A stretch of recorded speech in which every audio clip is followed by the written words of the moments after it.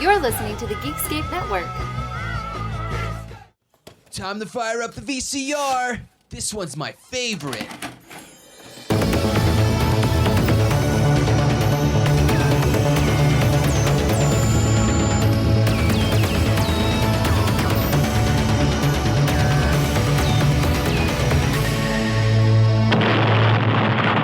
That was gold. Welcome to Analog Jones in the Temple of Film. I'm Steve. And I'm Matt. And this week we are inviting back a very special guest, a man who has done so much with us when it comes to people dying in the streets. Alex, say hello. Hey guys, happy to be back. Thanks for having me. Now, Matt, introduce to the crowd. We know what we're watching, but introduce to the crowd what we dragged Alex back to watch. We've been reverse ordering Alex through the Death Wish series, and we have arrived at what I guess some consider to be the best Death Wish with Death Wish 3. All right, here we go. Let's listen to the trailer. New York, a city pushed to the edge. People pushed to the limit, and no one's got the guts to stop them. It's collection time, Charley. 3 murders, 4 rapes, 9 acts of random violence. This isn't a neighborhood, it's a war. But there is one way. One man who won't be pushed. Charles Bronson. What's the problem? Now you're gonna die. It'll be just like before, Mr. Vigilante, with one important difference. You're gonna work for me. People have got to start to fight back and hard. I sent them a message. That's him. I'll take care of him. And now, he's in the middle of a war. See what you done? You got me mad. In a world gone mad, there is only one law. His. Charles Bronson, Death Wish 3.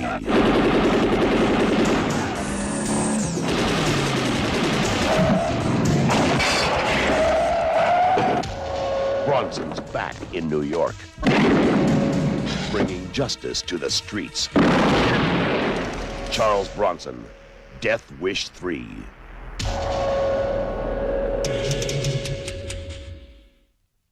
Oh, it sounds like a nice, lovely romantic comedy. A man that loves his gun a lot. To remind everyone out there, Matt brought it up a little bit, but we have taken Alex through the journey of Death Wish backwards. We started with Death Wish 5, The Face of Death. Then we went to Death Wish, the remake, and then Death Wish 4, The Crackdown. And now we're on Death Wish 3. Woo-wee! So, Alex, what was the first time you ever watched this? Just the other day. I have been. I wanted to keep the purity of this series, having never watched a Death Wish movie until I sat down with you guys to watch Death Wish 5: The Face of Death.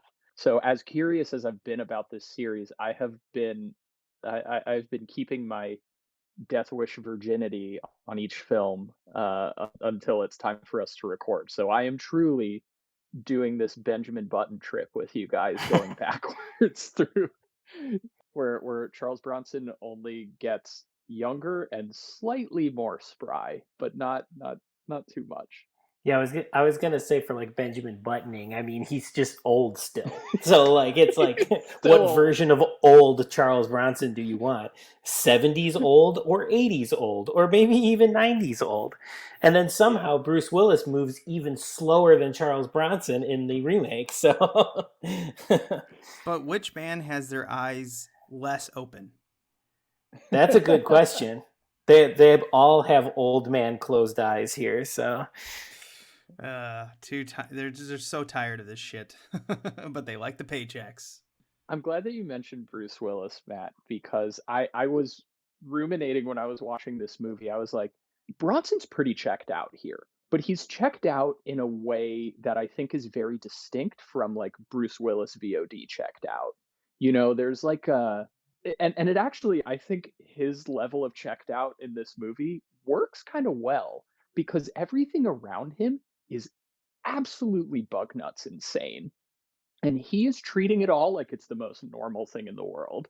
Like I really like his line delivery of the thing that I just kept going back to when he sets up that booby trap with the board, and he finds it afterwards, and they're like, what's that attached to the board? And he just kind of holds it up and he goes, teeth. Like he's just like slightly bemused, but like a little over it, and like, but that's how he delivers every line in the movie. I just couldn't help but like think like you're saying this like how he's kind of checked out, but it's like it's almost like as if he just like can't help it. It's almost like he doesn't know where he is. Whereas like Bruce Willis is like miserable. You know, like Bruce Willis, you can see like doesn't know why he's there. He's miserable. Like, and that's in everything he's been in lately. But like Bronson almost like can't help it. I mean, this is Bronson giving 100%, I'm sure, in 1980, whatever it is. He seems there's kind of like a it seems kind of weird to say, but like a doddering nature to Bronson's. Like, yeah, he seems like not like lost seems like a strong word, but just kind of wandering around and checking things out. Whereas there was a contempt with Bruce Willis's, you know, there was like a very visible contempt where he's just like, fuck this, I'm over it. Yeah, exactly. Yeah, Charles Bronson's just like, okay, cool, thanks, like, and that's kind of it. Yeah. Well, you know, like when you go into a new situation and everything's moving too fast and you don't know quite how to react, you just do your own thing. I think that's kind of Bronson throughout this film. When Michael Winter's like, oh yeah, we're going to do this, this, and this. And then he sees it and he just looks around stunned and he's like, I'm just going to say my lines and keep walking. I don't know what to do with all this. Because he bounces very little off. You know, like when something's happening, he just does his thing. Now, when they're talking in a room with the old people, I feel like he's more comfortable and he's like kind of laughing with them and looking at them. When he's out in the streets with the creeps, he's just like, I'm going to kill you. That's it. He's really into the stuffed cabbage. Like he got really excited about the stuffed cabbage. I like chicken. I remember that part. I like chicken. Matt, how about you? When was the first time you watched this? I think the first time I saw this movie was in a theater, which was, I think, kind of a benefit to my enjoyment, I guess, of this movie. It was with a double feature of Freaked. Alex Winter was in town, and so like they were showing Freaked because he obviously directed and was in it, and then they let him pick a movie that he was in that he wanted to show along with it, and this he is decided on Death Wish. Yeah, he landed on Death Wish 3. And man, he did not have any nice things at all to say about Michael Winter at all. But you know, he loves sort of what like the movie has sort of become and sort of how it is sort of like the midnight movie Death Wish, basically. So yeah, I got to see it in the theater for the first time, and that was pretty cool. That is maybe the ideal. I can't think of a better way to see that movie. Like you really lucked out, Matt. I did, and it was truly it was either my first Death Wish period, or I had seen the first one at that point. But it was either my first sequel or my first Death Wish overall. And yeah, again, it's like it was never gonna get better than that. Yeah, you peaked. I peaked early. Yeah, I love Alex Winter's. I always got to remember it's Alex Winter, obviously, and then Michael Winter. Yeah. For some reason, if I say Alex Winter enough, I will eventually just start saying Michael Winter, and I don't know Yes. why. My brain just goes, same word, blend it. And his story of like he got the job as a summer job, but really he only got it because he was born in London, so he had a passport to get into the country because they did so much of the shooting in London. So he goes, they didn't really pick me because they thought I was good. They picked me because I had a passport. And I was cheap. And, you know, that's the canon way. And he also said at one point in this that he told Michael Winter that he could do his own stunts. And Michael Winter was like, all right. And put him through the ringer in that initial shot where he's like jumping on the car. And he's like, I'm going to eat you. And then they get into the garage. I mean, it's nuts. They let that kid do like half a day shooting, hanging off a car, the car stopping, him falling off. And then eventually people shooting it said like, hey, we have to stop. This is a kid. You are going to kill this kid. And he almost got ran over a couple times. But it's funny because Alex Winter just tells the joke as like, he's like, it was great. I was a kid. I was an idiot. I almost died. Oh, well. Like, yeah, that's your 20s. Michael Winter just doesn't give a shit either. Like, obviously, he's got no regard for human life. Obviously, right. What I was about to say, he's like a documented like sociopath, right? Like that's that's his deal. And I think too, he got worse with age as well. So like now we're on to the third in his final Death Wish here, and I think by this point he's certifiable. So oh yeah, I mean there's stories about how he sets up basically a torture chamber for his rape scenes. Like people would tell other people, like actors and actresses, like, hey, if you're doing a Michael Winter film, we need to let you know that he closes the set. He is in on top of you during the rape scenes. He's going to be telling you what to do. He doesn't want you to cover up. He wants you to be uncomfortable because apparently he thinks he's Stanley Kubrick, and he just puts people through especially the women, through the ringer to get the worst the worst environment around them to get the best torture situation. And like even Alex Winter brought it up. He's just like, this guy's serious about his rape and it's weird. And no one feels comfortable around this guy when he has to do a scene like this. And even though a lot of the people that worked with him kept returning, but hey, you got to pay your mortgage. That's another thing that's kind of curious to me. And maybe I don't know if anybody did any research on this, but I know that like Bronson and Winter this was, I think, the last movie that they made together. I guess it was the last straw for Bronson. Yeah, Bronson said he'd never work with him again.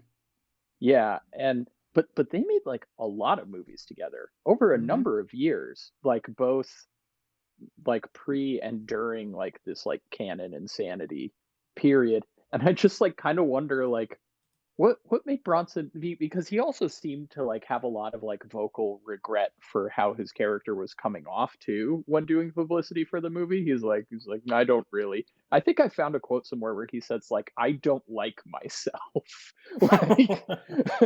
like when promoting Death Wish 3, and I just kind of wonder like what finally clued him in where he was like, oh, maybe you shouldn't work with this guy anymore. Well, he told him he didn't want someone in his life to be raped, in his character's life. Obviously, in his real life, he definitely doesn't want that. But he didn't want that to be like the catalyst to start the story. Mm-hmm. Michael Winter then just goes, oh, okay, no problem. So he just changes the story to get someone else raped. And that pissed off Bronson.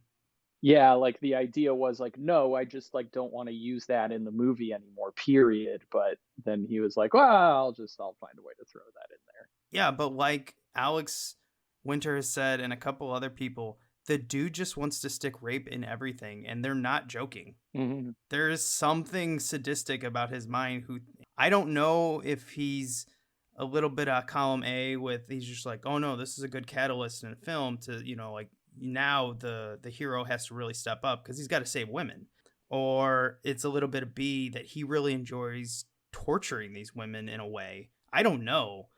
It's weird, and I've heard a lot of people talk about it. I've read a few of the articles where they're just like they won't work with the guy. This is actually the movie I think where a lot of his people just decided it's time to move on from him, including Bronson. He also what a weird dude. He had a column in the Sunday Times in London, I believe, called Winter's Dinners, where he reviewed restaurants. Did you know that? No. I'm looking at his Wikipedia, and there's a whole paragraph on Winter's Dinners. That's weird. He's just really he was just really into fine cuisine too. He just made exploitation films and really liked eating well. Yeah, I just like we were talking about does he get off on this stuff or whatever. I just think he was a weird fucking guy. Like I just think that he's an artist, quote unquote, and he's making exploitation movies, and he's just a weirdo, I think. And I think it boiled to a point because he had sort of had this flourishing career in the 70s, and then by this time in the 80s or whatever, he's just kind of done it all or whatever happened, but like, yeah, I can't imagine him necessarily like really liking this stuff. I just think he's a weirdo, and I think he was just like taking really seriously making these schlock movies. Yeah, I can see that. Makes complete sense to me, but he's still a fucking sadistic weirdo. So. Oh yeah, I'm not saying that. I'm not saying he's not. Yeah. Oh, I'm not saying you're not saying. I'm just saying. This guy makes me sick, like in a way. But also, I enjoy this film, so it's like maybe I'm a little sick. I don't know. But I mean, honestly, maybe Winter had a point. Yeah. Maybe he was right. Maybe he was onto something. Maybe we should shoot all the creeps. Which, by the way, the reason they call them creeps throughout this film is to avoid racial slurs. Well, it's because that's what the people in canon, the Iranian, producers and Goldman Goldblum and everything, they were fine with the word punk, but they didn't like hoodlums. They didn't like a lot of the other ones. So they're like, you have to make sure that they're called creeps. Oh, that was just a producer mandate. Yes. And then, even this is something very few things I agree with Michael Winter, but I'm going to agree with him. He goes, America doesn't call these people creeps. They call them punks. And they're like, nope, creeps. And so that's why like they flip back and forth in the movie. I don't think I'd ever heard the title creep used so much in a movie ever. Except not even Night of the Creeps. They don't even say it. No. That's just the title. Yeah, that's just in the title. I don't think they ever call them creeps in that movie. But like, that one woman who yells, the creeps! The older Jewish woman. The creeps! He's shooting the creeps! I can listen to that on loop for about 6 times before I'm like, okay, enough's enough. But I do laugh the first 5. Like with the fact that like they've got them called creeps and like, yeah, they're sort of like punk 80s post-apocalyptic wastoids kind of looking like, it's very like fantasy almost, it feels like, sort of with the tree. And whereas and you'll see when you get to them, but again in reverse order, the other Death Wishes sort of have more of sort of a realistic look at sort of like the gangs and things like that or whatever. Oh well, I don't know about realistic, but more human. This looks like 80s horror movie kind of punk trauma, Class of Nukem High kind of villains or whatever in this movie. Yeah, that's a good way to describe that. There's almost like a trauma bent to this gang in the way that they behave and the way that they're directed and are styled and dressed and you're right. Like this doesn't really occur. I mean, even like you put it next to like 4 or 5, which have its outrageous moments, but this one is really the one so far that like, oh, this doesn't take place in anything that like resembles reality. Which makes it super enjoyable. Like I think I understand why this is the cult one, because it kind of has those trappings where you can just you can't even like be offended by it because it's just so silly and nothing seems rooted in anything like in the real world. Yeah, it's total fantasy. This movie's basically a horror movie. Or post-apocalyptic, post-Mad Max kind of movie. Like it's not. It just felt like Mad Max to me, this neighborhood. Exactly. Well, the original writer who did Life Force, Invaders from Mars, he had worked with Cannon quite a bit. He wrote this to be John Rambo in the city. Yeah, it's Rambo 2, yeah. So first they didn't get along with Bronson because he was pretty demanding. He wanted creative control. He wanted this amount of money and everything. They're like, okay, so we're going to not use this Charley. We're going to go to Chuck Norris. Chuck Norris is like, no, I'm not doing that. That violence is too weird and creepy and dark. I'm not doing that. So they're like, uh-oh. So they got to go back to their other Chuck. And they're like, okay, so we'll give you money. We'll give you a little creative control. And he goes, okay, good, but we're not using the Rambo script. And they're like, all right, we'll hire someone else. And the other guy wrote like 3 different scripts. And so there's a funny story on that. They didn't even call him to tell him none of his scripts got selected. They just went back and used the other Rambo script and then told Michael Winter, hey, figure this out with Bronson, which is really what separated them in their friendship. I don't know how much of friendship was left at the point, but that really divided betrayal. it. Yeah, so then Bronson shows up And he goes, I'm not doing the John Rambo script. And they're like, it's the only script we have. And the writer who originally did it, well, I should go back to the middle guy who did 3. He had to call. And he's like, so which one do you want? And they're like, none of them. Sorry, bye. Here's your money later. So that's that's canon for you. Yeah. And then the original writer wrote what Michael Winner had done after he did his director's pass, and he's like, I want my name off of it, and they took his name off of it, even though everyone knows he wrote the original. I mean, this wasn't when Canon was on fire, but this was the start of Canon just overdoing it. I mean, even their budget for this movie is $9 to $10 million, which is not what they should be doing. They should have been doing $2 million budget films, making 6 or 7, and then they're fine. I think this movie, because after they went to the Cannes Festival, and I think in 84, when they sold this movie, they took over Cannes in 1984. It's kind of like, you can see it in the documentary Electric Boogaloo. Oh, yeah. This is the one, 84, where they took over, and they just went nuts. This is a fire sale. And they took on all these projects, and it never stopped. And they took on so much debt, and this is what ruined them. This is the film, I think, that started it. I think they really thought they knew what they were doing with big budget films, and they did not. Was that the am I conflating two stories? But is that the story where they were basically just selling movies on posters, where they're like, we don't even have a script for it's like, here's just a concept on a one sheet. Like, who's gonna buy the foreign rights to this? And then they get the money, and they'd be like, well, shit, now we need to make a movie that's this thing. And they just did a bunch of that. That's not exactly, anything novel. A lot of people have been doing that for a long time. The difference is Canon sold like 20-something films that in that 1984 Cannes Festival. You can't do that. Yeah, you can't do that 24 times. Yeah. It was like 20-something scripts I remember hearing that they sold, and they got money for it. They got checks. Yeah, yeah. Oh, it's not like, yeah, we'll agree to do this as long as we have a script. There is no script. It's crazy. Yeah. I can't believe what they got away with. Let's steer back into this film. So, like we said, directed, produced, and even edited by Michael Winters. Produced by Canon Films, released on November 1st, 1985 at a budget of $9 to $10 million, depending. I mean, I think Charles Bronson ended up getting like 1.8 million of this budget, so he made his money, and he made even more in the later ones, which we talked about, and you can go back a couple years. I think the first time you were on, Alex, was 2018 or 17. I can't remember.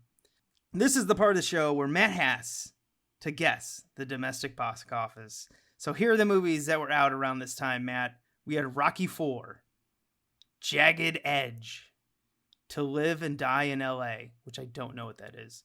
Oh my God, that movie's amazing, Steve. Is it? It's a fucking, yeah. It was Billy Friedkin, William Peterson, I think was, from CSI. Mm-hmm. And an incredible Willem Dafoe performance. You've seen this too, right, Matt? I've not seen it, but I'm like pretty aware of it. It's one that my parents watched all the time. So yeah, Tangerine Dream score. It's like very like Michael Mann 80s. That movie fucks. It's so good. It's a favorite of mine. I dig it a lot. Okay, you sold me. I'll have to put that on the list. Yeah. And then we had Back to the Future, Commando, which is nuts that you had this and Commando in the theater at the same time. And the last one I saw that I thought I should make a note of, A Nightmare on Elm Street 2, Freddy's Revenge. Hell yeah. And I was a fan of that before this became popular. I always told people about this one. I was like, 3's great. Yeah, I get it. 1's great too. But I'm telling you what, there's something in 2. There's something special about 2. And now it's a cult classic. But yeah, in doing my limited research on Death Wish 3, I already did come upon the box office, so it will not be a surprise. But what I saw, and this will be good because we can compare, because I know we always see different things. What I saw was 16 was the domestic box office, 16 million. What do you have for it? No, that's correct. You got it. Okay. Now, what's funny is if you go to Box Office Mojo and you go to Wikipedia, they don't have the worldwide on this. And I found out why. Canon didn't own the rights to any international, so they didn't get any money off of it. They sold it. I mean, that's how they got the money for these Yeah, films. that's how because I mean, that's how a lot of movies are sold at Cannes, supposedly, is you start by, I think that was what Soderbergh was doing with with stuff like Logan Lucky too. He was like trying to do that, where he basically sold off foreign rights based on a concept and a script, and then used that money to actually make the movie, because he's like, well, that money's already the movie's already paid for itself thanks to that, and then anything else that I make domestically is profit. Yeah, and that's why Cannon got at least one more of these made in a lot of other films, is because the international VHS sales on this movie were huge. I believe it. But the only reason they made the film is because they sold the rights. And I think they sold it off a concept of almost $5 million. So they gave them $5 million. I'm sure they lied their asses off and said they spent 9 to 10. And because who knows what Cannon was actually. But I just they sold it up. Like, they just got someone to give them a $5 million check. And they're like, sweet, movie's paid for. And that's probably why they fought Bronson so much, is because they're like, well, we don't want to pay you 1.8. That's really going to cut into our profit. And then Bronson, played hardball and won. But, how do you sell a Death Wish movie without Bronson, though? I mean, come on. Yeah, he's the draw. Exactly. It's him on the poster. Speaking of the poster, let's move on to the VHS cover. So the VHS cover and the poster are exactly the same. It is a very dark cover with a little bit of light on Bronson with his huge Woodley Magnum. He's pointing it in the air, I assume at one of the creeps. And we've got the title in a really interesting font, Death Wish 3. Right below it, MGM. Oh, MGM. Didn't you regret that Cannon contract? I have to ask, because it was one of the first random facts that I stumbled on when reading about this movie. You are, and maybe you're going to go into this, but there is a number 3 for Death Wish 3. Not a Roman numeral. Did you read about this? Did any of you guys read about this? Yeah, I did, but I'll let you tell it. Apparently, Cannon did some sort of market research, and they decided to use a number over Roman numerals because their market research dictated that about half the American population would not be able to read the Roman numeral, which I feel like is just patently incorrect, first of all. Well, Rocky, one of the biggest franchises at the time, used Roman numerals. Like you said, Rocky 4 was in theaters at the time. I don't think that was really stopping it from making boatloads of money. Yeah, I don't think that the American movie-going public is going to be like, what's Death Wish I? I think they're going to be able to figure it out. Yeah, that's going. Where did you do your research? Alabama? Uh-oh, we just lost those fans. We pick on Alabama too much. Maybe Mississippi. I think they're ranked 49th in education. Alabama's 50th. So, both those states, we got your eyes on. We got our eyes on you. But if you want to listen to our podcast, we love you. But you know what? I bet they know Rocky 4. Oh, everyone knows Roman numerals. This is the dumbest market research ever. You mean Rocky Ive? Yeah. Their favorite one? Rocky Ive is my favorite Rocky. Which, a little bit of nerd news that they're coming out with the director's cut for that. Oh, I can't wait. Oh my gosh. My hot take on Rocky, I'm not going to derail the podcast too much further, but my hot take on Rocky 4 is that it's not a movie. It's really bad. But also barely functional as a movie. So maybe a director's cut would improve the maybe just put some more in that was missing. No, when that movie was being recorded, God bent down over his cloud and touched both of their muscles with his fingers and made them glisten because that movie's perfect. Oh, Steve, you're one of those. Okay. Every time you watch that movie, you lose 5 pounds. It's an intense workout. All right, we'll leave it at that. I'm not even one of those machismo guys, but for some reason you put that movie on and I'm like, I can box too. Don't bring me on for the Rocky series, or at least not for that one. Oh yeah, it would just be me yelling. It's like, that's not words. I don't need words. I'm a Stallone fan. Okay, it's grunts and yells. Yo, Adrian.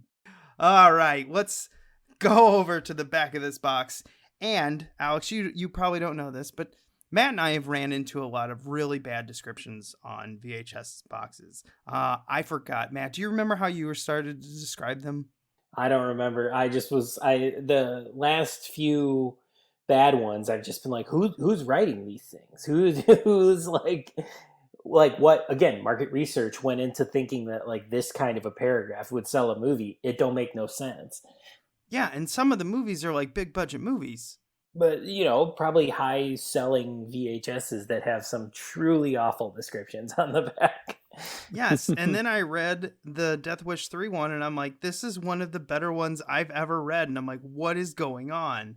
I don't know, maybe MGM actually had a couple good writers. Oh, so this is a good one. Yeah, I think this is pretty good. So we've got two production stills here. And we got Paul Kersey putting Punk's head through the bars. I don't think his head could fit through those bars. So that was a great moment. Yeah, it was. And then we got Paul Kersey firing the M1919. We've got I love this quote. Muggers who prey on this victim end up praying for their lives. Excellent. Wow. I'm in. We've got Charles Bronson is back as Paul Kersey, notorious vigilante. He is stalking the mean streets of New York, and they've gotten meaner. Okay, the first paragraph doesn't start strong, but it gets better.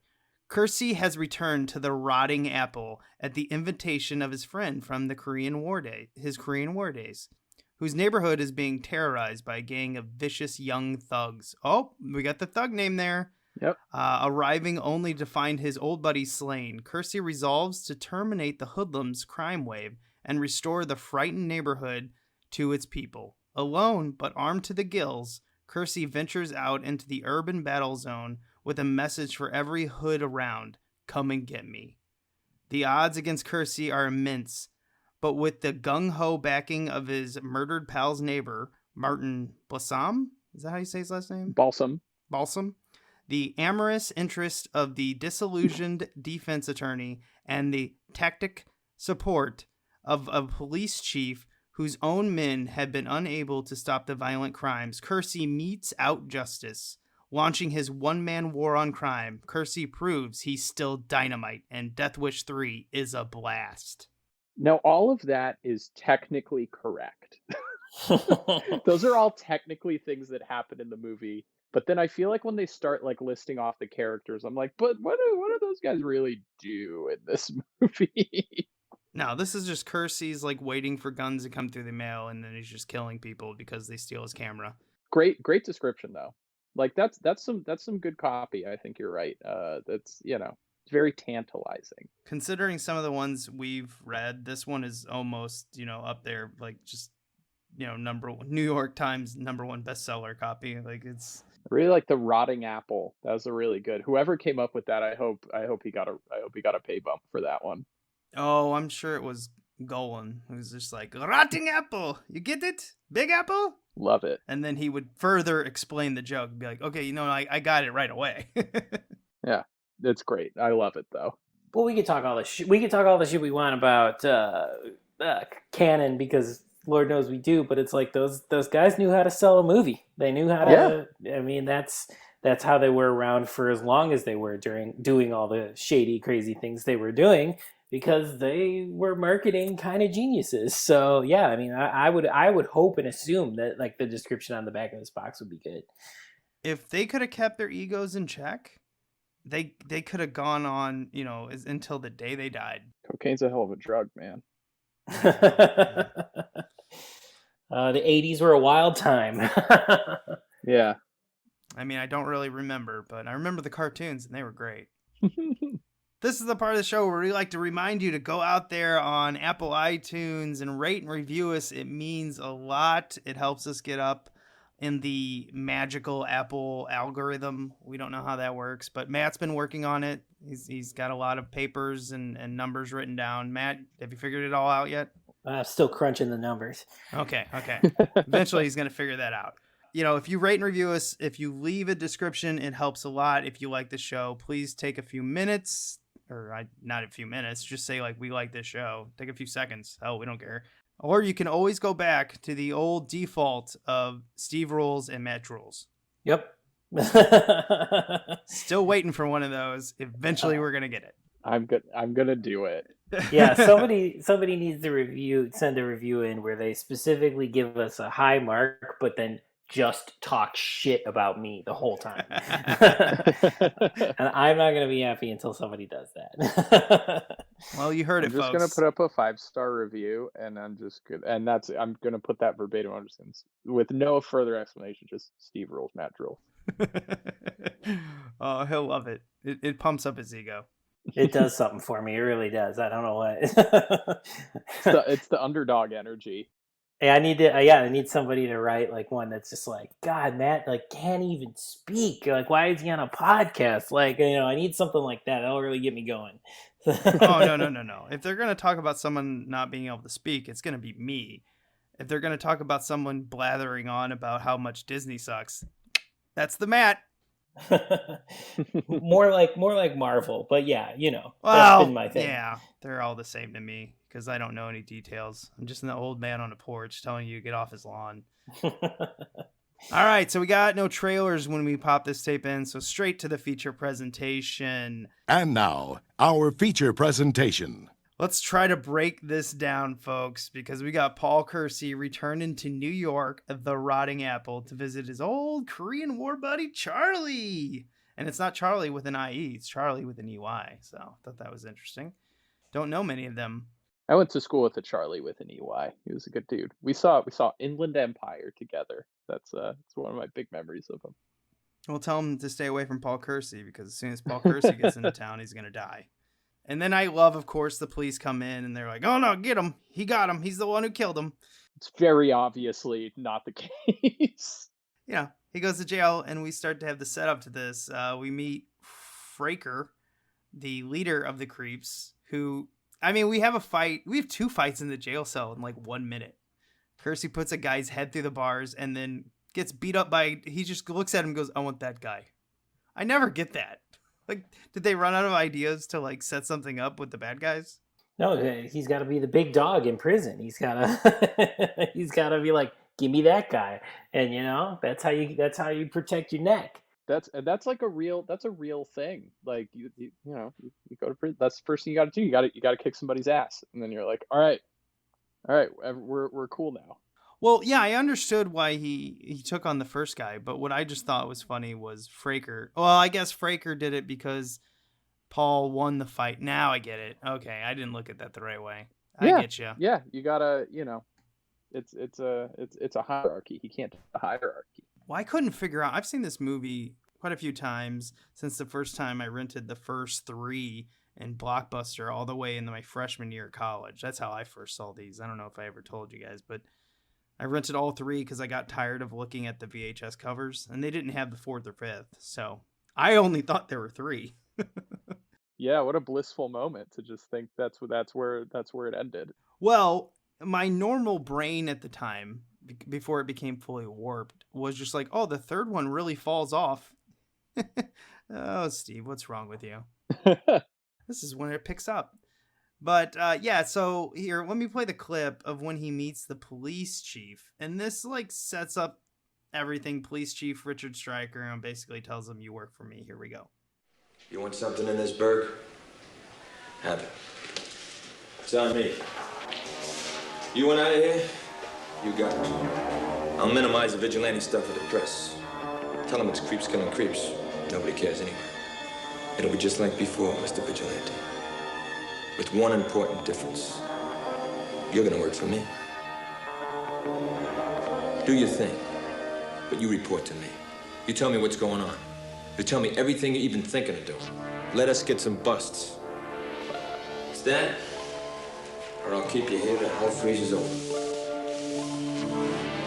We understand each other?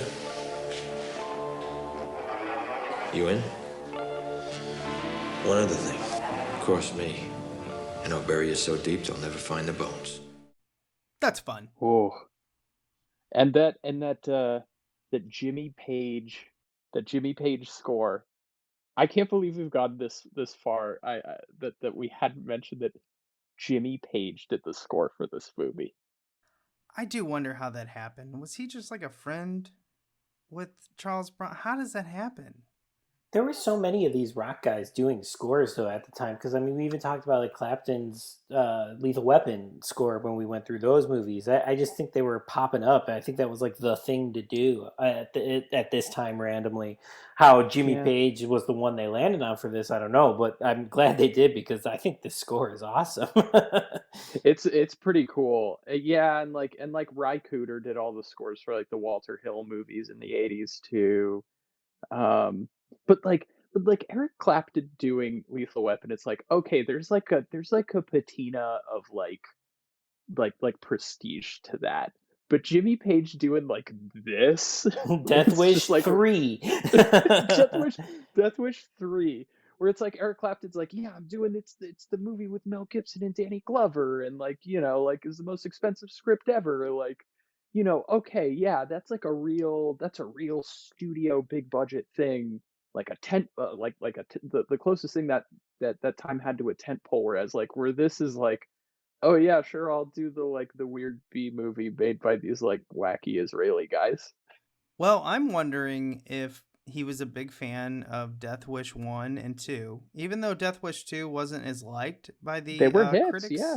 They were both, you know, very popular. And I wonder if Jimmy Page is like, I'm a big fan, and Canon offered him a contract to do it, and he immediately signed it. And you know, he doesn't know. He's just off in the studio writing stuff. And then he sees the movie, and he's just like, oh boy, I can't go to the Eric Clapton party in Bragg now. So somebody must have asked Jimmy Page like how he felt about this. There's got to be some quote about it somewhere, but I mean it's just bizarre to me. But it is, you're right, Matt. It's a great score.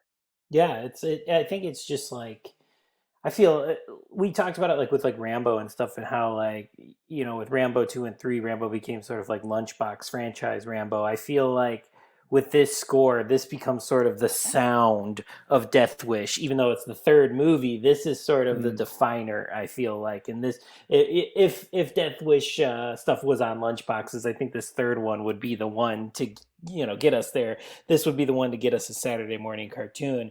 And yeah, I think that score is like, don't put it past the 80s to do that. Well, we were talking about, you know, in the franchises that we reviewed, number 3's kind of like define the franchise. Alien 3 had the iconic image of the franchise.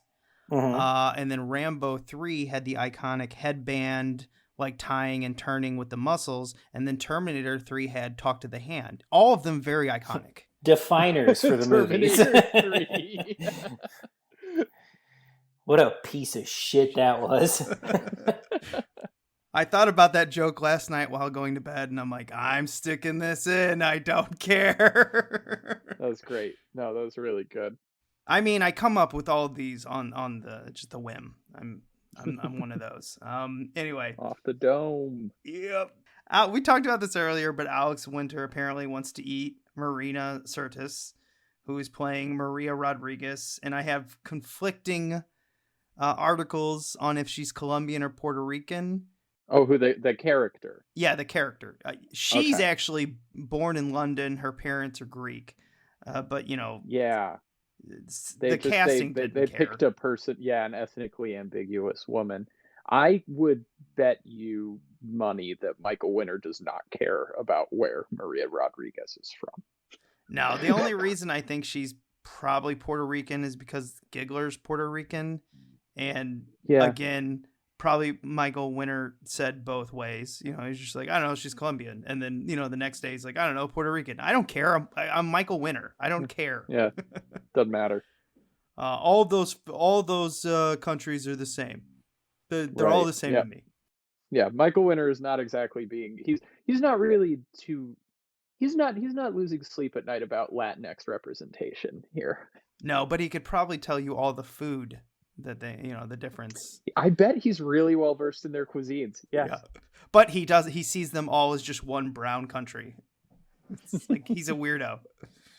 He's like, no, that brown country actually specializes in this dish. You're like, you're a weird guy, Michael Winner. Just a weird fucking guy. just sees the world in a different way. Not a good way. So we've got the car scene, which I've got an audio clip of. And this is, I before we get into this, I put this in the notes. he uses a Colt Cobra, which is a very popular concealed weapon. This is the only gun in the movie he uses that makes any sense. It's like that little revolver, right? Yeah, it's a 6-shooter. Yeah. It's like a normal person gun. Yeah, it's a short barrel. It's used for self-defense, so you can get out of your holster quick and pop, Okay, so here's the clip. What's the problem? What? With the car, what's the problem? Just get out of my fucking face. Who are you? We're still in the fucking car. What's it to you? It's my car. Now you gonna die.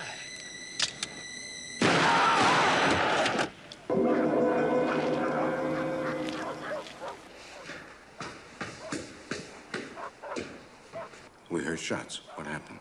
I sent them a message. You damn right you did. I just really like the line where you go, it's my car. It's just so matter of fact about it. It's my car. It's his best comedic moment in the movie. And I don't even know if he's actually trying to be funny. It's the same. I don't know. It's that I feel like, did that get parodied? Was that like a Simpsons parody thing where I feel like, or maybe I'm thinking of the critic. Maybe it was like a critic gag where they have Charles Bronson doing stuff and he's just always like, I killed him. Like he just always has that, like, he's like a cold-blooded murderer, but just has this very like matter-of-fact line delivery. It's like, yeah, I shot him in the face. I think that was the critic. Was it the critic? Yeah. I think it was. Yeah, because when I saw that as a kid, I didn't know who Charles Bronson was. I haven't watched that in a long time, but I bet that is way too smart for the audience they tried to sell it to. Yeah, I love the critic. Yeah, it's a great show. All right, so back to the Maria Sirtis. We talked about everything that she had to go through in the rape scene and how Michael Winter just stuck it in there. And it's a rough scene to watch on its own, but when you know the backstory behind it, it's even worse. But Michael Winter just uses these as crutches, but she actually talks about some of the worst movies that she's been on. She's been on 2 Cannon films. One of them where she gets into like a whipping fight where she's topless, and then she gets this. And it's so nice that she got onto a nice show like Star Trek The Next Generation. Maybe the first season was rough, but to her, after all the stuff she's gone through, to finally nail a role that isn't going to treat her like crap, I felt so good for her after hearing this backstory. Yeah, and she get the bag at that point too. I'm sure, I bet like TNG wasn't exactly paying out the nose, but that's a good regular gig. You show up to set, you know what you're doing. It's all above board. You can go to cons and charge everyone like $50 a signature, and they will sign and they will pay. Yeah, Star Trek conventions. People, everyone knows the Comic-Cons now and everything. But I'm telling you, before Comic-Cons, Star Trek conventions, that was the normal. Star Trek fans are insane. No joke. Autograph circuit. Like you're set for life. I wrote down all the Home Alone gags everywhere. Alex, you already brought it up with the teeth. I think it's funny because it gets really used quite a bit in number 5, if you guys remember. Actually, no, number 4 and number 5, he uses the gags a lot. Was there a remote control car in one of them, right? Number 5, baby. Yeah. Number 5 has got a couple things. It's got the acid bath. It's got the remote control car explosion and Frankie Flakes. I only remember a lot of this because I just listened to him. So, yeah. Fresh. I think like Charles Bronson, he can't move as good and he's old. So now he's got to be setting up traps and things like that instead of, just going out and blasting away, whoever he considered to be bad guys. Here we go. We'll move on to the Woodley Magnum. I've got the short clip right here, and this is our last clip, so enjoy it, folks. Wildy's here.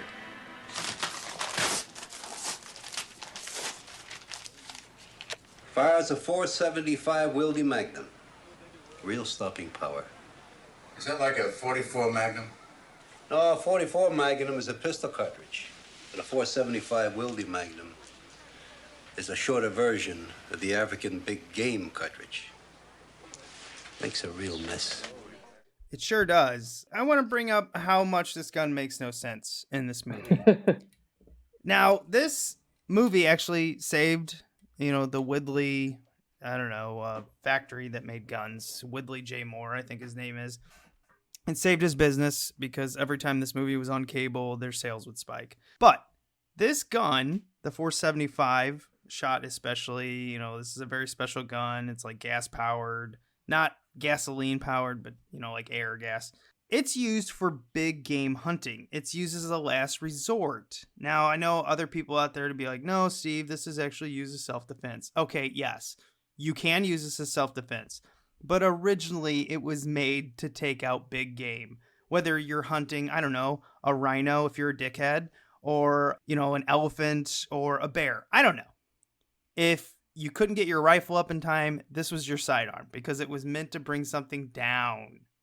This is a slow, heavy gun. You would not be using this in urban warfare. It'd be a terrible gun. And you can tell he's running around, slowly bringing it up, shooting this gigantic cartridge that would have a massive blowback in your hands. This gun makes no sense, but damn it, does it look good. The idea is that if like the animal's charging you, it's like it's to stop something that's charging you, as opposed to trying to pick off somebody that's, say, running away, like you see him do a short while later with this gun, like as if it's some sort of sniper rifle. You would want a Beretta like a cop uses to shoot someone in the back. Oh, political jokes. Thank you. Yeah, you wouldn't use this to nail the giggler or a leopard. Anything that could move, or like a rabbit that could move quickly side to side or is really fast. No, you use a Beretta. You want to get as many shots at it as possible. Not this huge fucking behemoth of a sidearm. But I think you mentioned it. It looks cool.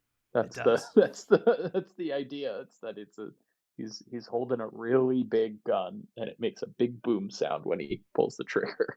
Yeah, I watched someone compared this gun to the Desert Eagle, and this one actually has a stronger recoil with the 475 because the cartridge is way too big to be firing a sidearm. It should be fired as a rifle.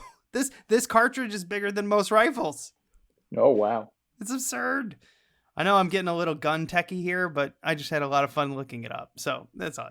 Anyway, let's move on to the giggler getting shot. Alex, you enjoyed telling me this earlier, so explain the giggler going down. Oh, I get to explain the giggler going down? Of course you do. I loved last night talking to you or on Sunday, and you're like, the giggler died. Well, the giggler is, first of all, a very apparently important member of this gang. He snatches purses and runs really fast while giggling. Like that's pretty much all he does. And I feel like that's pretty indicative of like how Michael Winner understands like how gangs work and like the type of people that are in gangs. This, like, I don't know, it always just seems like such like a high school theater production version of a gang, that they're all in these like kind of like Warriors light clothing. Oh shit, he probably saw the Warriors and thought that's what all gangs were like. Yeah. Yeah, it's like, this Walter Hill guy is onto something. I get it. They don't snap and sing. Yeah. They wear leather jackets, but also steal cameras. But that seems to be like his thing. It's like he's some sort of like kleptomaniac who seems to also giggle uncontrollably as he commits his petty crimes. And Bronson, once he gets his big gun, he decides to go out and bait the giggler by taking a Nikon camera and sloping it over his shoulder while he goes to the corner store for an ice cream, as he says. This is America, isn't it? And he heads out the corner store eating his ice cream with his Nikon camera slung over his shoulder, and the giggler sees the camera and he just can't resist. So he runs over, he grabs the camera, he starts taking off across this like city block, and Charles Bronson just tosses his ice cream over his shoulder, pulls out his giant big game gun, and plugs the giggler from across the block.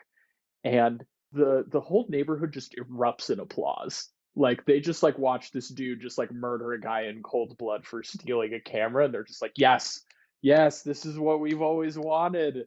And they're just like cheering on this senseless bloodshed. And then the gang members like are mourning the giggler's demise. He runs back. They're like, they killed the giggler. They killed the giggler. Like as if the giggler ain't never done nothing wrong to nobody. Like how could he? Of all of us, he had to take the giggler down, and that really just like seems like the last straw for like the gang boss, where he's like, "Oh, I gotta get this guy now. He got the giggler." He was like their mascot or their pet or something. I'm not really sure, but yeah, when Alex Winter's like, "Man, he got the giggler. Man, he got the giggler." Like he was the best of all of us. He was the best of all of us. He was the best of all of. It's like they're, I don't know, the most innocent, and in a way, the giggler kind of was the most innocent of them. He just really had a thing for snatching purses. That's really all he wanted to do. If I remember correctly, I don't think like for all of the like sexual menace in the movie, I don't think we see the giggler participate in that. I think he just likes grabbing purses. Now that was what I was trying to like. On the surface, you look at this like, oh my god, he just slaughtered a guy in the street for stealing a camera. That's not really equal. And then I was like, well, maybe he was part of the rape. But then I looked, and he's not part of the rape. But what this movie needs to do, if it was not trying to be a cartoon, is try to sell that this gang is really the biggest problem, and they've been murdering for a long time. We know Charley died. But none of this, there's no levity to this movie because it's just a joke. I forget that Charley died at the beginning. I completely forget the whole point of this.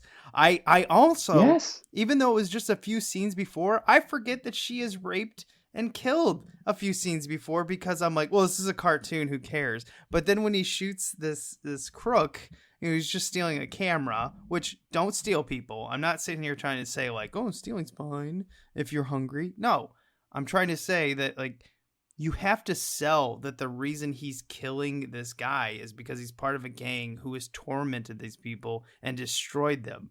You can't just stick in an old Jewish couple and be like, oh, they used to live in a nice neighborhood, now they don't. Like, it doesn't work. There's no levity to this story. There's just like a kind of, I don't know, like I think you touched on something interesting in that like you like forget almost what the inciting incidents are. It's like this is just the world that they're in.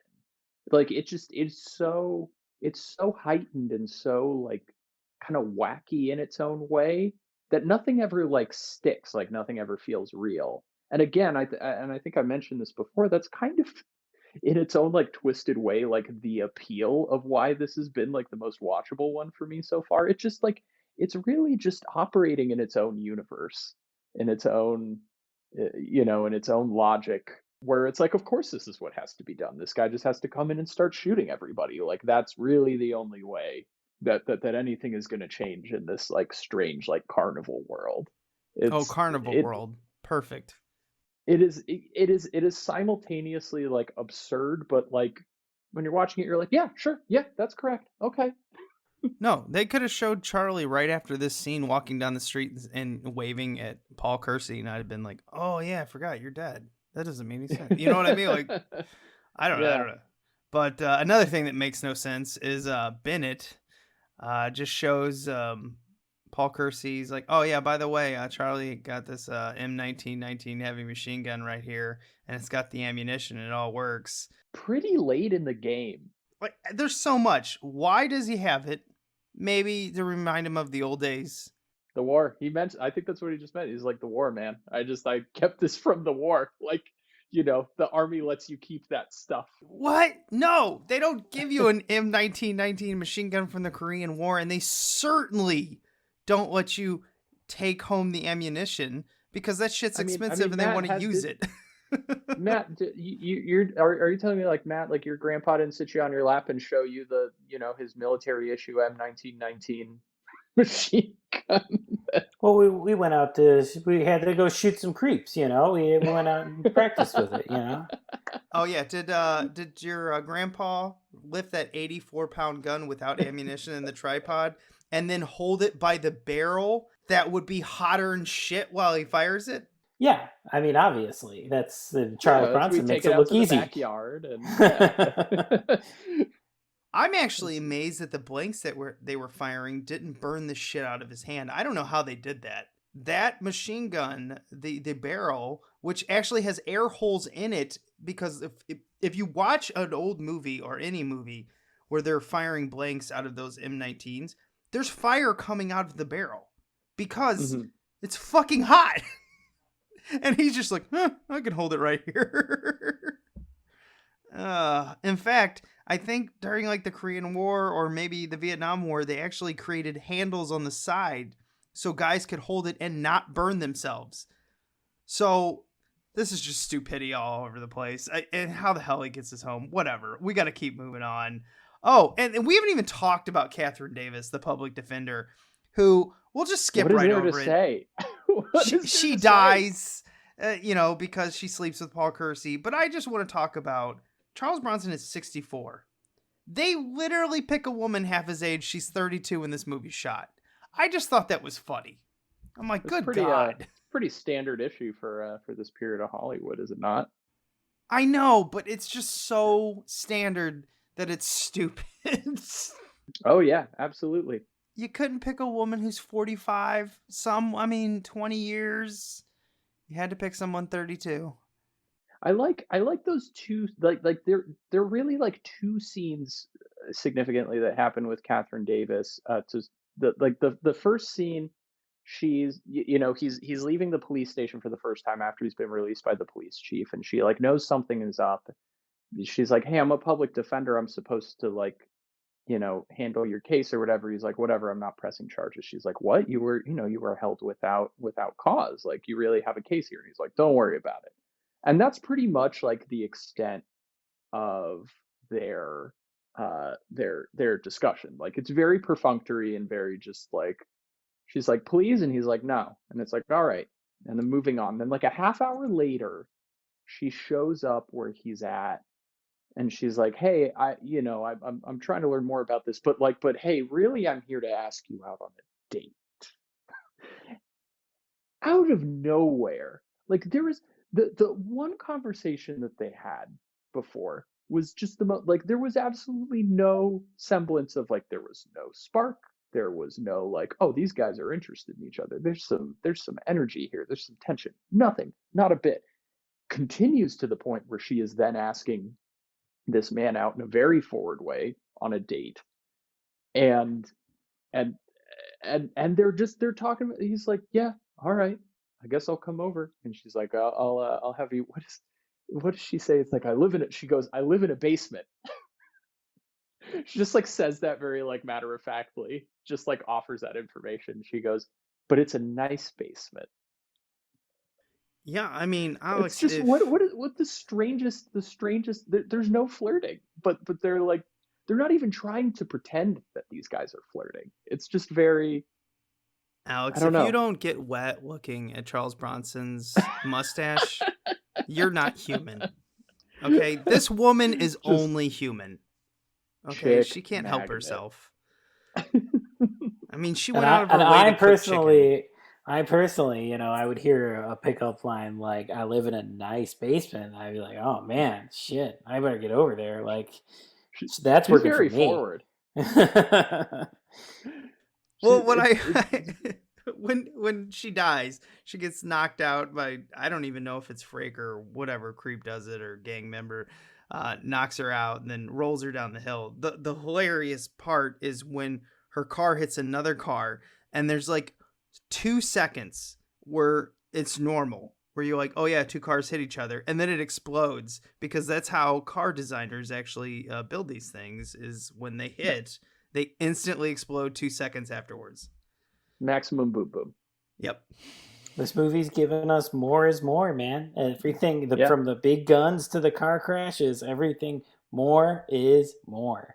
Well, at some point, Bennett's taxi shop gets blown up, and then Bennett has to pick up the 84-pound gun and then attempt to swing it at someone after it jams. And I don't know if you guys watch that, but anyone who's watching this movie, go back and watch that.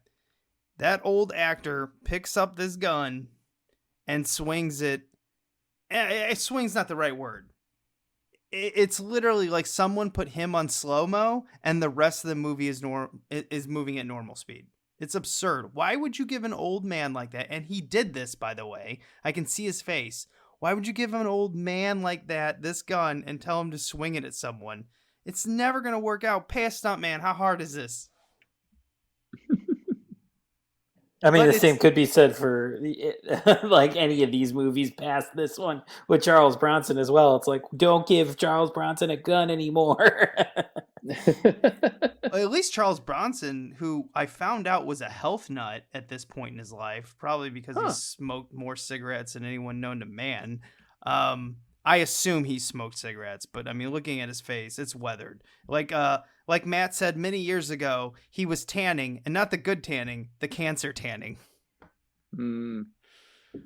But yeah, he was a health nut at this point. Alex Winter brings that up, that like he wouldn't shake people's hands. He would only eat his own food. He'd never hang out at the craft food table, which I can't even imagine what a canon craft food table looks like. But I'm sure it was full of like just crazy ass food no one's ever heard of.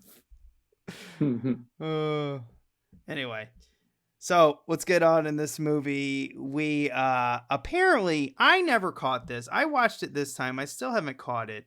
He apparently gets the grenades and stuff at the end of the movie and the rocket launcher from the mail. Did you guys see that? Yes, he does. Yes, How am I missed this so many times? I've watched this. Almost all of Paul Kersey's weapons come through the U.S. mail. It's frankly baffling, and of course, like dodging the obvious question of like how are these things safely getting through the mail? These like military grade weapons. Who is sending them? And maybe there's something I'm missing from like the second movie where he's got like some like maybe he's got a guy somewhere. No, but you're not missing. You're not missing anything. Because I was under I'm like, who's holding this stuff for him? Where he's like, hey man, could you send me that grenade launcher through the mail? Here's my PO box. Well, I was trying to figure out, was it the police doing it? But they don't have a scene. Possibly. I don't think so, because the whole thing really seems to be like where the police is like, you're going to do this for me, and he's like, I'm going to do it, but it's not for you. Like, he really doesn't like include the police in it at all from like minute one. So I really don't. I doubt that. But I kind of appreciate that they just kind of let that mystery hang there. Like, it doesn't matter.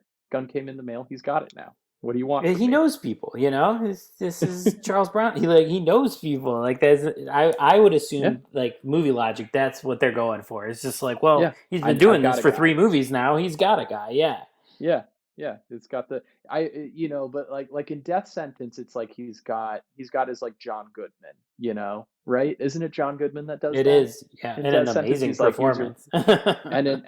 And in Punisher Warzone, you've got Newman from Seinfeld, who's like, I got your guns, man. Like, I kind of wish that this movie like had that would have been another really good opportunity to just have like another like crazy weird dude in it, like some like character actor from the 50s to just like kind of come in and be like, hey man, here's your guns, like an Ernest Borgnine type or something.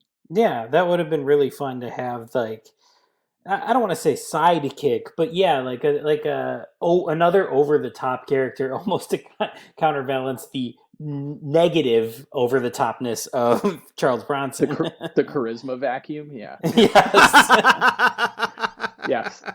But again, like that's why this movie is so successful. That he is like that he. It is a weird like yin and yang where this movie is just so unhinged, but Bronson is so not, like, so almost like disturbingly so. Thinking again, that's part of the appeal, I guess, of this movie. It's got to be. Yes, absolutely. Like, it was my appeal.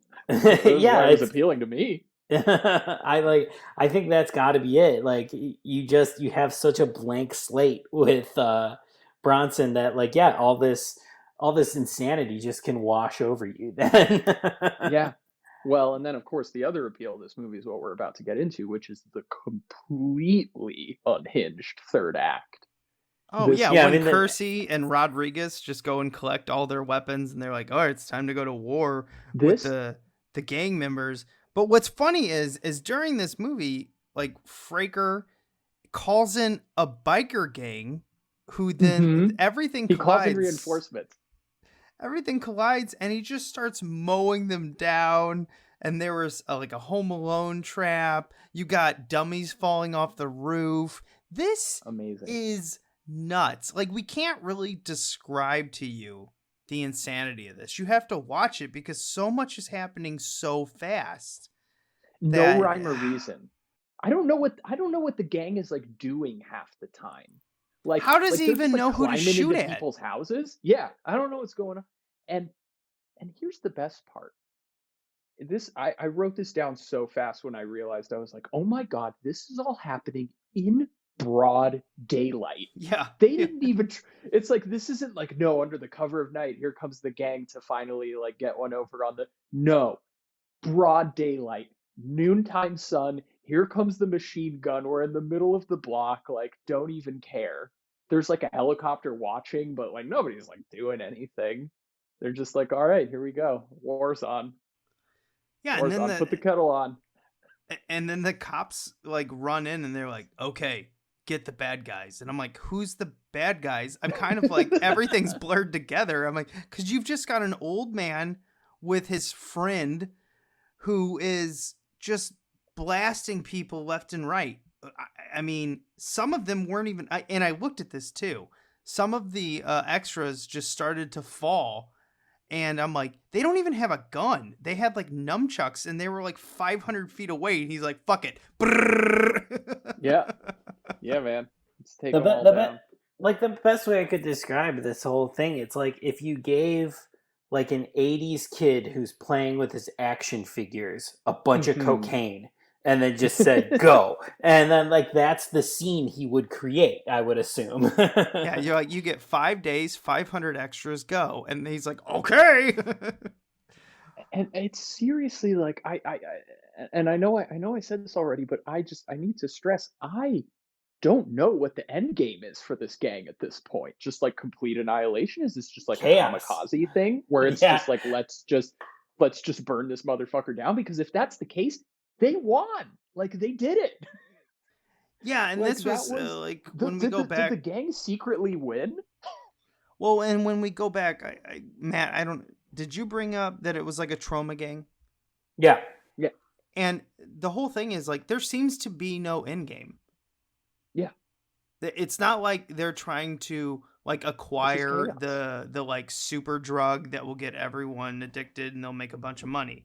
It's not like they're trying to steal everyone's money, because you wouldn't want to kill people if you want to steal their money. You want to slowly bleed them. This gang has no plan. I think it's a kamikaze thing, like Alex said. I think it's just like, it's over. Like, let's go. Like, we can't beat this old man. Let's just like rip the place apart. Let's just take down as many people as we can.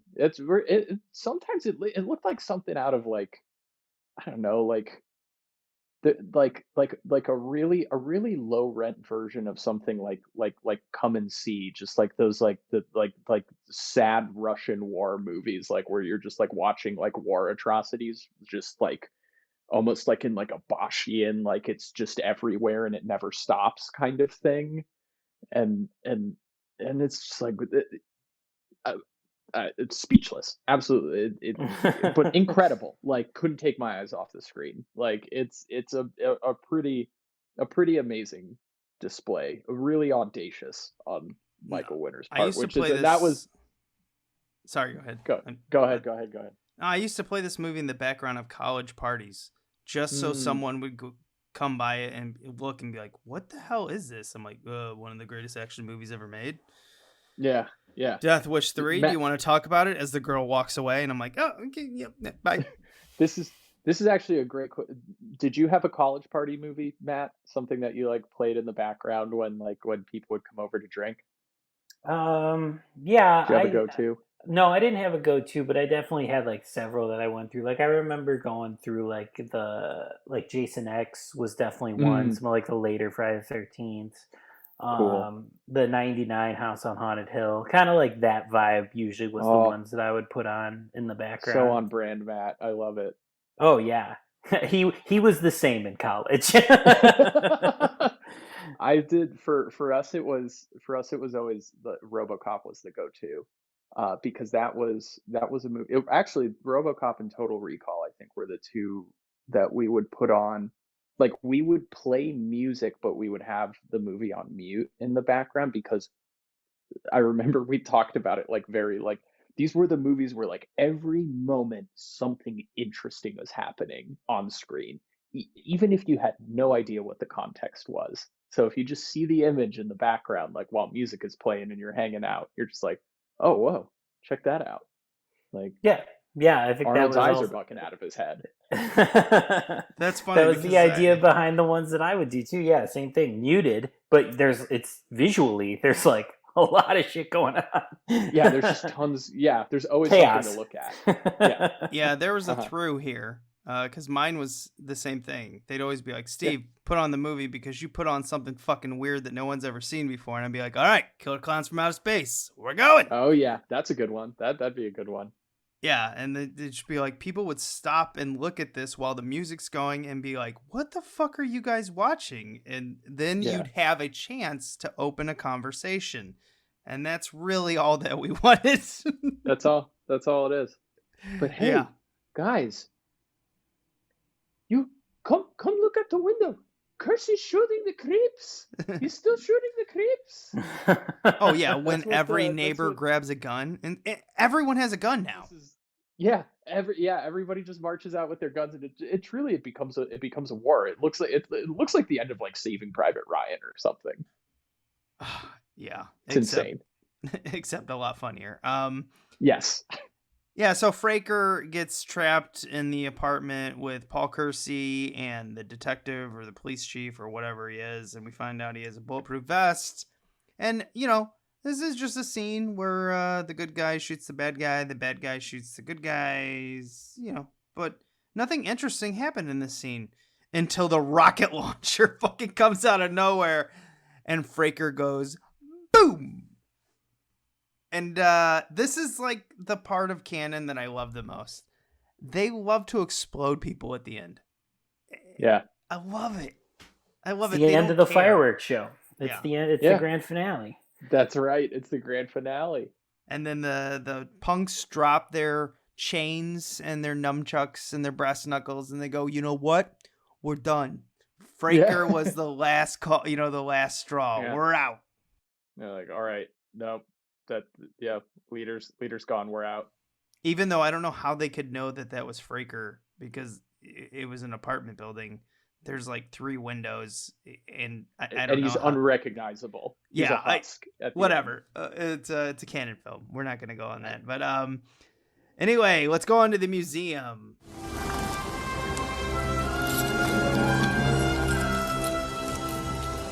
This is the second time I've had to reclaim my property from you. That belongs in a museum.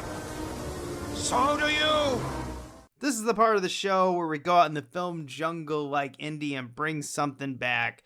This is the fourth wing, this is the fourth, piece of the Death Wish wing. So Alex, you're the guest. I'm going to let you go first. What do you got? What are you putting up on your wall? Now, I know it would be, it seems like the obvious choice to go for one of these absurd guns, which is why I'm not going to do it. I am instead going to create a little meal based on all of the foods that Kersey seems so fixated on. So for our appetizer, we have stuffed cabbages a la Kaprov. That's Mr. and Mrs. Kaprov's stuffed cabbages that he smelled from like 2 floors away and was like, I need to eat that. Then, of course, the main course is Kathryn's chicken because he loves chicken. And, doesn't matter what chicken it is. Yeah, I like chicken. And then for dessert, of course, it's the ice cream pop that he's eating when he pops the giggler. And because he's a very good Republican, he bought a black kid a ice cream. Oh, I love it. He tosses the kid the little ice cream. He's like, here you go, kid. What do I owe you? As he like saddles up to great. He's not even gonna, Matt, did you catch that? He's going to avoid the political joke because it has to be like a conservative old white guy helping out a young black kid. I like as soon as I do that, I'm like, ugh. It's almost as eye rolling as the beginning where the cop says, "Hey, this is New York. Guns aren't allowed." Guns aren't allowed. I like the scene where he comes in and is like, the only thing that the cops do is they take away the old person's gun. He goes, "But it's our self-defense." Yep. There was a cut scene too where the cops came in and took one of the, I don't know who, someone in the building. They took their dog. They're like, "You can't have a Doberman Pinscher in this building." But he's what protects us from the gang members. And they're like, "Too bad. Now we're going to go." And I think they even cut this scene because they said they're going to euthanize the dog. And even Cannon was like, whoa. We're not going to kill a dog. You know, broken clock is right twice a day because breed selective legislation is bullshit. Well, yeah, as two people who own bully breeds, That's right. What was it? Doberman Pinschers in the 80s. It was Rottweilers in the 90s, and then ever since, it's just been basically being pit bulls, right? Pit bulls. Yep. It's all trends, and they mean nothing. Yeah. When are we gonna finally crack down on the breed that really needs to have a finger pointed at it and think about what it's done? Chihuahuas. Those fuckers bite everyone. Vicious bastards with their big ears and their adorable faces. Mm-hmm. So yeah, that was my. I hope it's okay. I hope it's all right that I created a little meal with the. No, I think that's awesome. I it hope it's one of those. one. I hope it's a very interactive piece in the museum. Oh yeah, you get to sample it. Yeah. I'm gonna go second. Now, I think I have to put in the Woodley Magnum because I did so much research on it, and now I know more about the Wiggly Magnum than probably even Woodley J. Moore. It's a great looking gun, and it's completely stupid. No way a 64-year-old man would be using this gun, but it looks great on the cover. And I'm sure a lot of idiots bought it, not realizing how much the ammunition would cost when they go to the range. So there you go. The Woodley Magnum. What do you got, Matt?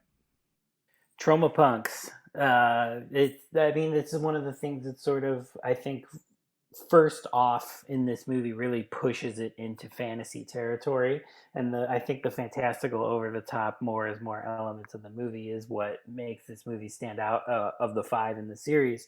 So like you don't have that without them. So it's not as fun and interactive as the dinner, which I loved, by the way. I don't know if I peeked in there, but that is a fantastic addition. But the creeps, they're just so like defining of this movie. So for me, they've got to be in the museum.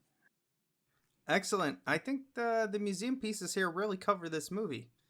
Yeah, I mean, you can't mistake this movie now with all those things in there. Well, you have like the nice family appeal of the meal cooked by the old Jewish couple, and Alex has created a nice interactive piece here where you get to try it on, and then when you're done eating, you get to shoot my gun at Matt's creeps.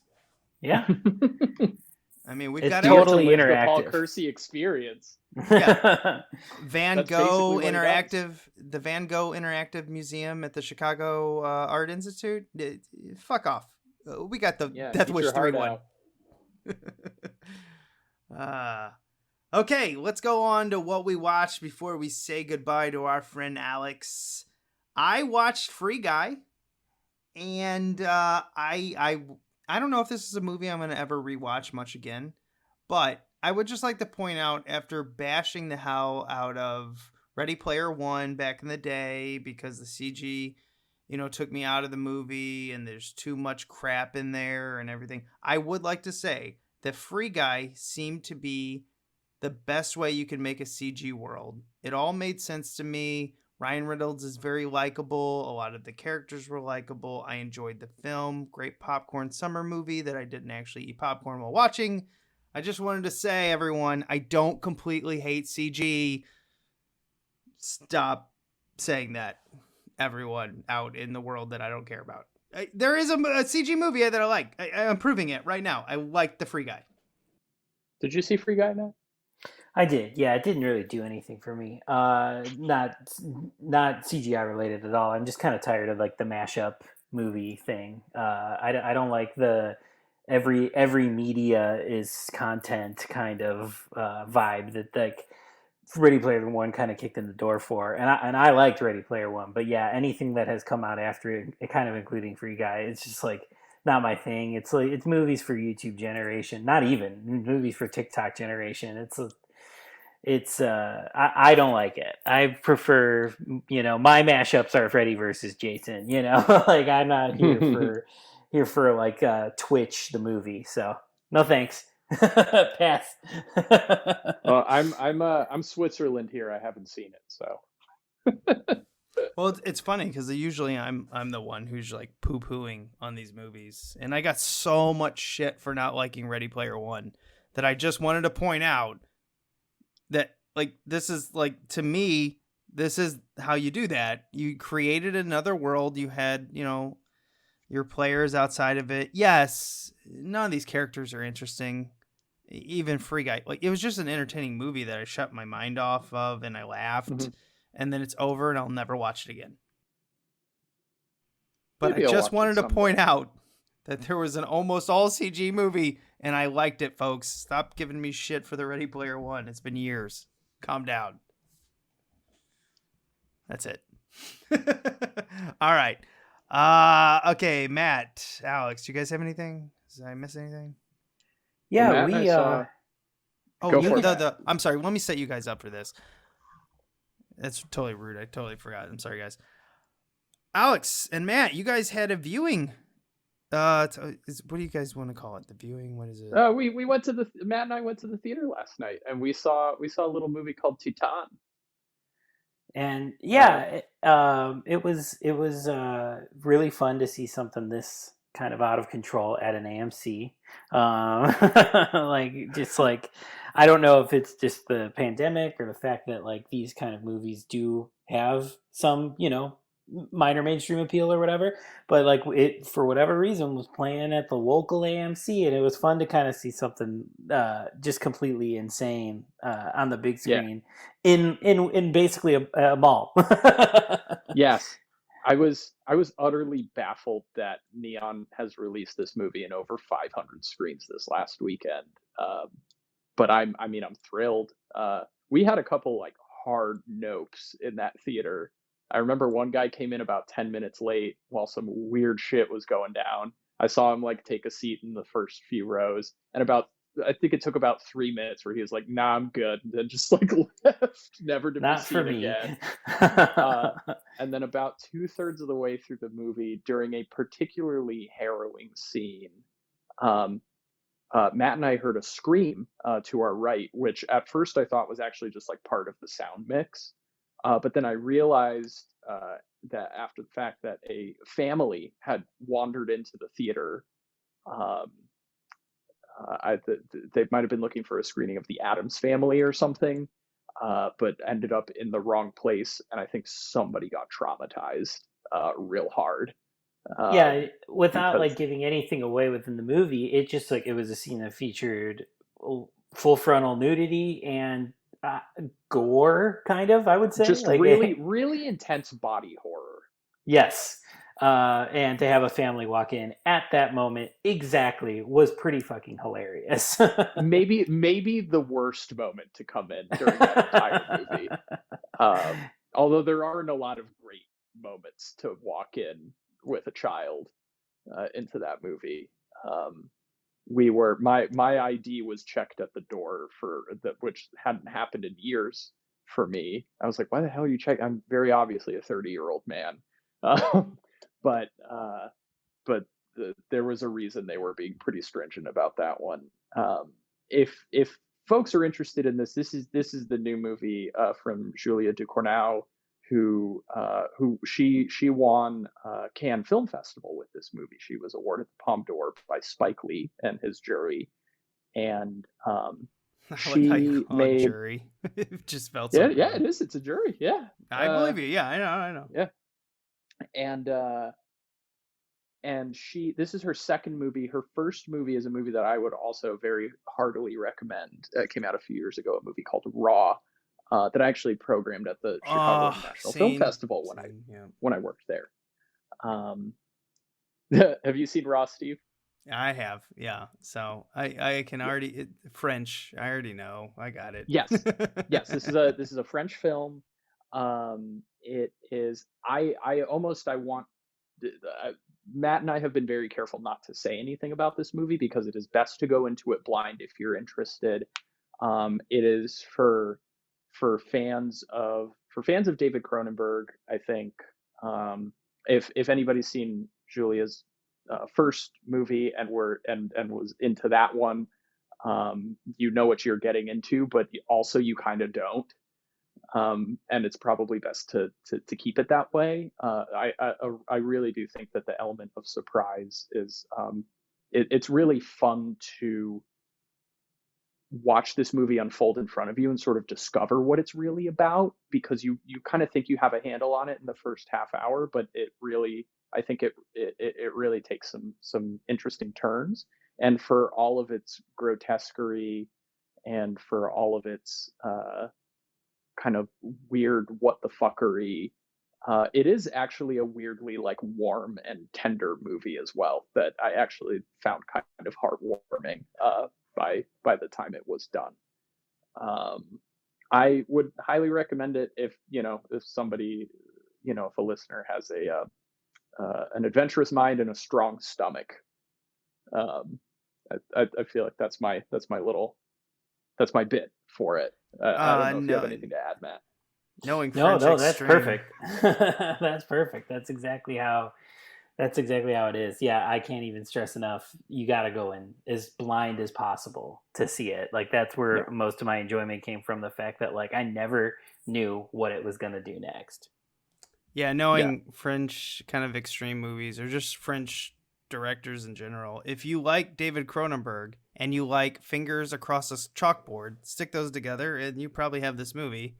Because that's what people tend to describe these movies as. Like they just like it makes you, when you hear that, you like your shoulders go up. Yeah. You get a little tense, but at the same time, you look squirmed right a at lot. it. Yeah.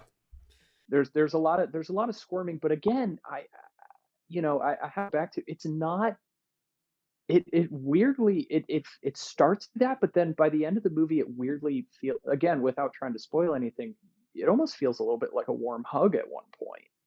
Like it's really astounding, the kind of the trick that it pulls in that way. And I'm still thinking about it. I'm still kind of unpacking it. I think there's a lot to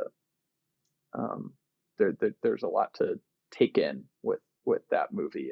And again, if you want to see something wild, it's playing at AMC theaters across the country, which is insane. So carpe that DM. All right. That'll end it this week. Alex, thanks for coming on. We will be inviting you back to start our Halloween franchise. We're not reviewing Halloween. I'm just saying a franchise in the Halloween month. If you want all the Halloween movies, you can go to Scream Factory and buy their new Halloween Blu-rays. I don't know why I'm playing 4Ks. The 4Ks, right? With from what I've heard, fans really hate the covers. But we love Scream Factory, even though apparently people on Twitter and Facebook really hate the covers. I get it. I saw them. They're not that great. I get it. That's why I'm not on Twitter. Yeah. Well, Twitter's a dumpster fire of like just everything. Like everything you can think of. It's just like, hey, do you want to recycle? No, we just burn plastic. That's basically my, like visual of Twitter. Anyway, thanks for coming on, Alex. We really appreciate it. And remember to be kind. Rewind.